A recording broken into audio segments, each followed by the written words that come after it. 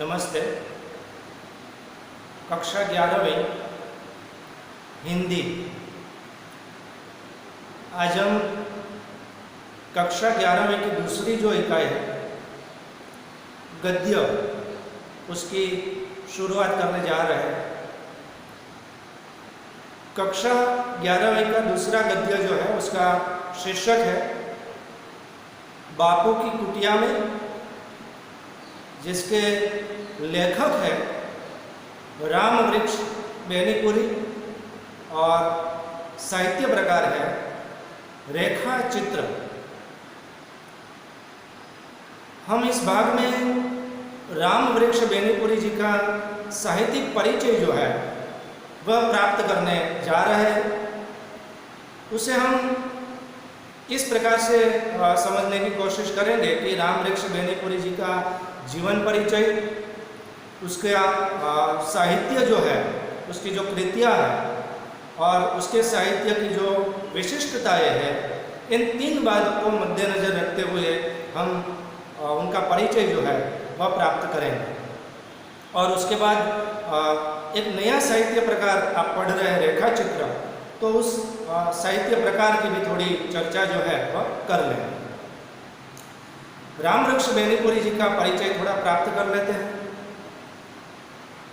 बहु प्रतिभाशाली व्यक्तित्व रखने वाले, अर्थात कहानी, उपन्यास, निबंध, संस्मरण, कविता, रेखाचित्र, जीवनी आदि अनेक विधाओं पर जिन्होंने अपनी कलम चलाई है, ऐसे बहुप्रतिभाशाली व्यक्तित्व रखने वाले राम वृक्ष बेनीपुरी जी का जन्म बिहार के मुजफ्फरपुर जिले के बेनीपुर गांव में 23 दिसंबर 1899 में उसका जन्म हुआ।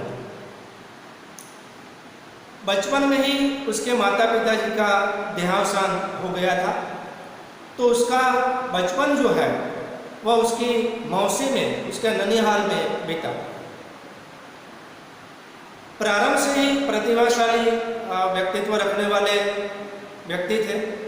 मूलभूत रूप से वे भूमिहार ब्राह्मण थे, लेकिन साहित्य में उन्होंने अपना उपनाम बेनीपुरी रख लिया था और इसीलिए उनके नाम के साथ बेनीपुरी जुड़ा रहता है, राम वृक्ष बेनीपुरी। मूलभूत रूप से वे ब्राह्मण थे, भूमिहार ब्राह्मण, लेकिन अपने गांव के नाम के आधार पर उन्होंने अपना उपनाम जो है वह बेनीपुरी रख लिया। बचपन में ननिहाल में शिक्षा प्राप्त करने के बाद उन्होंने मैट्रिकुलेशन में जब वे पढ़ रहे थे, उस समय गांधी जी का असहयोग आंदोलन शुरू हुआ और गांधी जी के आह्वान पर देश के अनेक युवा जो है वे इस असहयोग आंदोलन में जुड़े। स्कूल कॉलेजों का पढ़ना छोड़कर गांधी जी के आह्वान पर यह आंदोलन में जुड़े और उन्हीं में से एक नाम राम वृक्ष बेनीपुरी जी का था। उन्होंने मैट्रिकुलेशन की परीक्षा न देते हुए पढ़ाई छोड़कर वह गांधी जी के आह्वान पर असहयोग आंदोलन में जुड़े और परिणाम तो वहाँ उनकी शिक्षा अधूरी रही और असहयोग आंदोलन में जोड़ने के कारण बार बार उन्हें जेल भी जाना पड़ा। लेकिन बाद में उन्होंने हिंदी साहित्य सम्मेलन की विशारद की जो पदवी है, हिंदी विशारद की, वह उन्होंने प्राप्त की। उनका मूलभूत योगदान जो है वह पत्रकारित्व के माध्यम से भी महत्वपूर्ण माना गया है।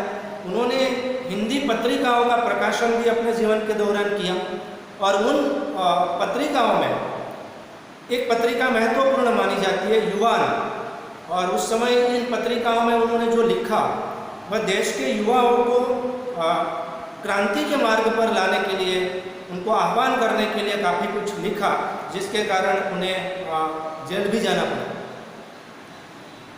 1942 में भी उन्हें हजारीबाग जेल में जाना पड़ा। तो ऐसी कई घटनाएं हुई कि बार बार उन्हें सरकार के द्वारा जेल भेजा गया, लेकिन जेल में भी उन्होंने अपनी कलम जो है वह चलाई जब भी जेल से बाहर निकलते तो उनके हाथों में हस्तलिखित प्रतियां होती थी और उनका साहित्य के प्रति जो रुझाव था वह उनको बहुप्रतिभाशाली साबित करता है, क्योंकि उन्होंने गद्य की सभी विधाओं पर अपनी कलम जो है वह चलाई। इस प्रकार पत्रिकाओं के माध्यम से हिंदी गद्य को समृद्ध किया, ऐसे प्रतिभाशाली लेखक है रामवृक्ष बेनी। उनकी कृतियों की अगर बात करें तो रेखाचित्र और संस्मरण की काफ़ी कृतियाँ जो है वह प्रकाशित हुई है, जिसमें माटी की मूर्तें, लाल तारे, जंजीरें और दीवारें, गेहूं और गुलाब आदि उनके रेखाचित्र और संस्मरण के निबंध संग्रह। इसके अलावा पतितों के देश में ये उनका उपन्यास है जो काफ़ी लोकप्रिय हुआ है।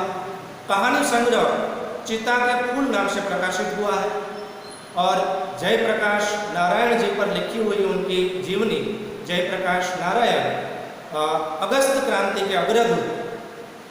इसके अलावा भी बहुत सारे लेख और किताबें उनकी प्रकाशित हुई। सबसे महत्वपूर्ण बात तो ये है कि उनकी माटी की मूर्तें जो रेखाचित्र का निबंध संग्रह प्रकाशित जो हुआ है उसको यूनेस्को ने विश्व की कई भाषाओं में अनुदित करके प्रकाशित करवाया। यह सबसे बड़ी प्रसिद्धि की बात है कि हिंदी की एक रेखाचित्र की किताब यूनेस्को जैसा वैश्विक संगठन उसे विश्व की अनेक भाषाओं में अनुवाद करके प्रकाशित करवाता है। तो उनका ये साहित्यिक परिचय था। उनके साहित्य की यह विशिष्टता है कि सबसे बड़ी महत्वपूर्ण बात है कि उनके संस्मरण, निबंध संग्रह और रेखाचित्र काफ़ी लोकप्रिय हुए और उनकी लेखनी में जो जादू था वह स्पष्टतः इन निबंध संग्रहों में, रेखाचित्रों में दिखाई देता है।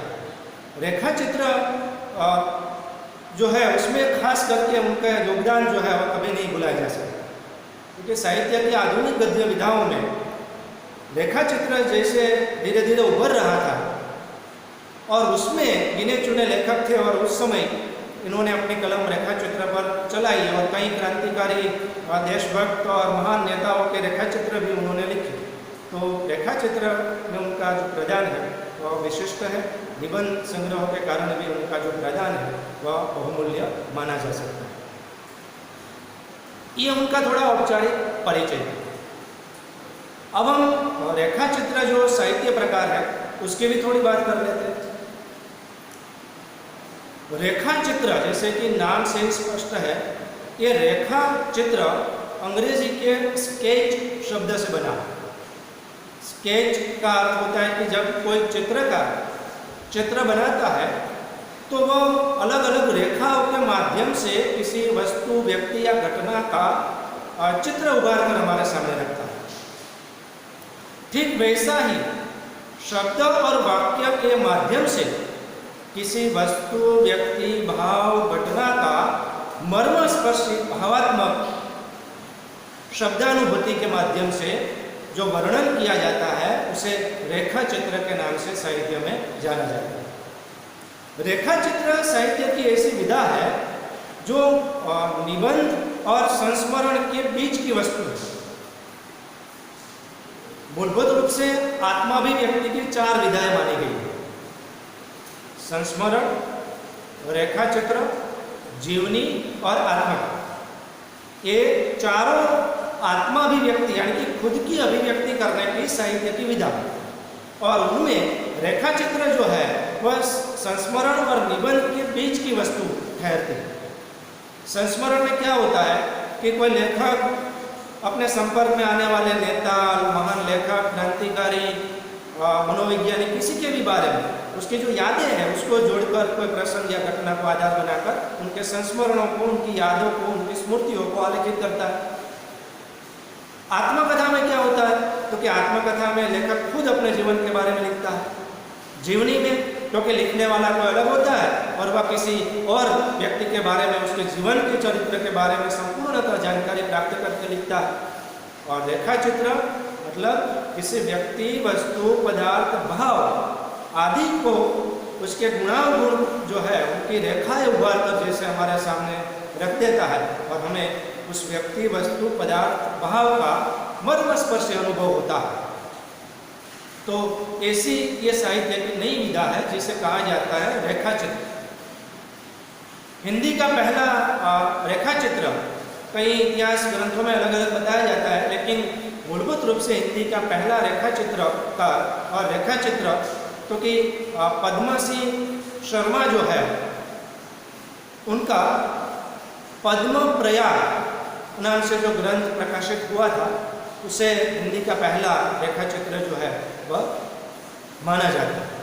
तो ये रेखाचित्र साहित्य की आधुनिक समय में उभर कर सामने आई लोकप्रिय साहित्य की गद्य विधा है, यूं हम कह सकते हैं।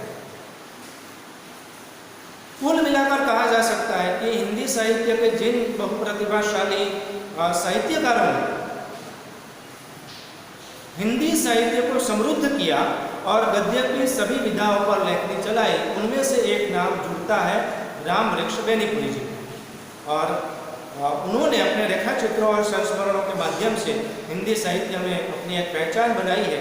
उनमें प्रतिभा थी और देशभक्ति जो है वह कूट कर भरी हुई थी और कई बार जेल गए, क्रांति आंदोलनों में हिस्सा भी लिया और गांधी जी के बहुत बड़े जो है वह अमाननीय रहे, क्योंकि गांधी जी उनके लिए आदर के पात्र थे और गांधी जी को काफ़ी वे मानते थे।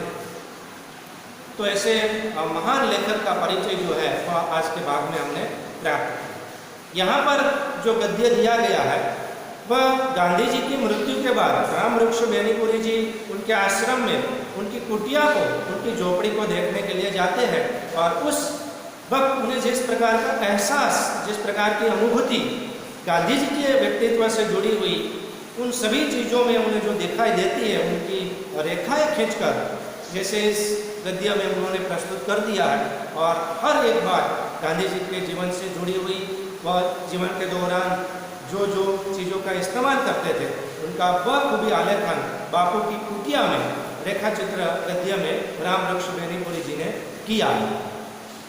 तो आज के इस पाठ में इतना ही। अगले भाग में हम इस गद्य का जो सारांश है उस पर विचार विमर्श करेंगे। धन्यवाद।